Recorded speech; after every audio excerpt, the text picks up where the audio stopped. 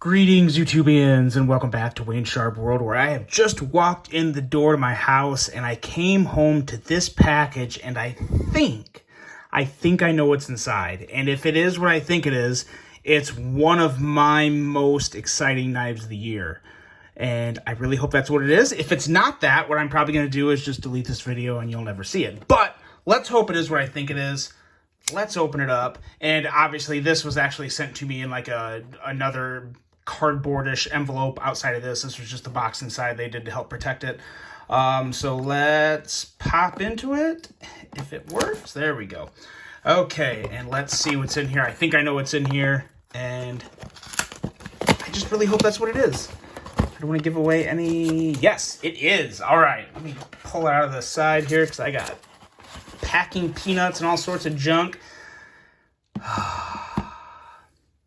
You probably already know what it is. You probably already know what it is. But let's hop in here and take a look at it. And oh, it's upside down. I was gonna say that was really weird. Okay, never mind. All right. Yes. So excited.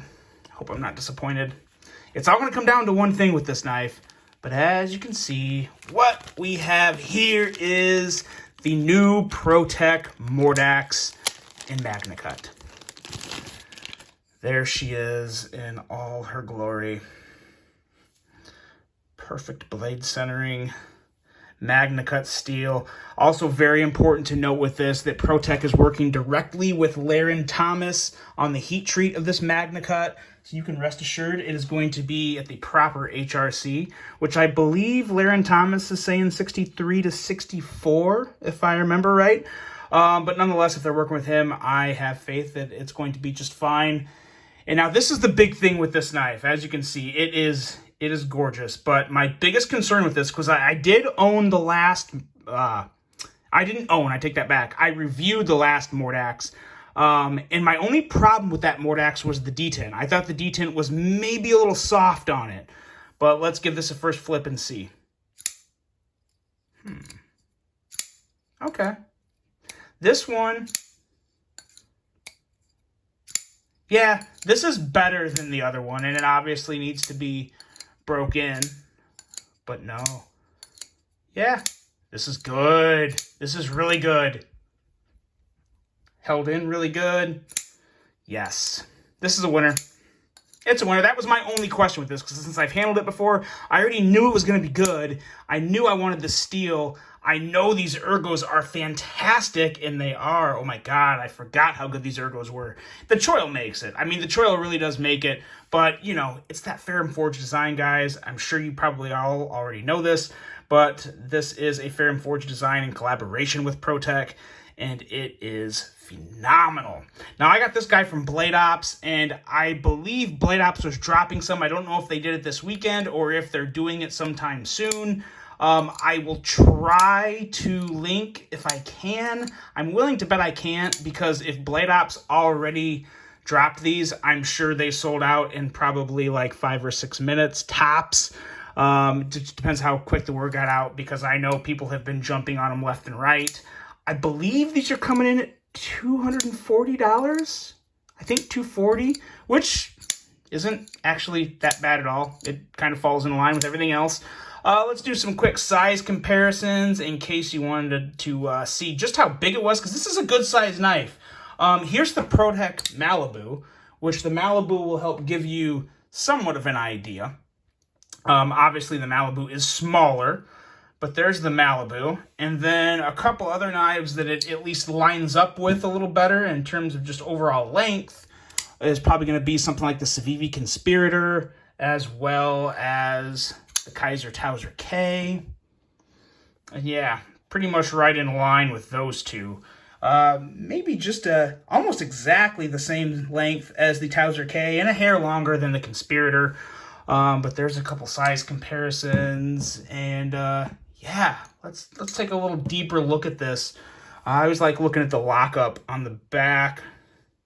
Yeah, that's about the same. I feel like ProTech's lockup, I don't want to say it's shallow because I've never had a button lock fail on me yet. Now, granted, this is the first full year of like lots of button locks, but I haven't had a button lock fail on me. But I have noticed that ProTech's like actual lockup is a slightly lesser lockup than some of the budget knives. Now, again, that really, I guess, at the end of the day doesn't mean anything because, like I said, I haven't had any issues with my Malibu. I don't anticipate having any issues with this, but we will find out, and if I have any issues, you guys will be the first to know. But yeah, everything's done right. Perfect deep carry clip that's not too long. Obviously, I'm sure ProTech is going to come out with all sorts of variants with this, which is going to be super sweet. I'm sure this is just the original run, which is always just kind of the plain Jane ProTech style, which is just the black aluminum handle, and obviously this time it does have a Magna Cut blade. But then also there's probably going to be some blue handle variants, which is usually what they did with the Malibu as well.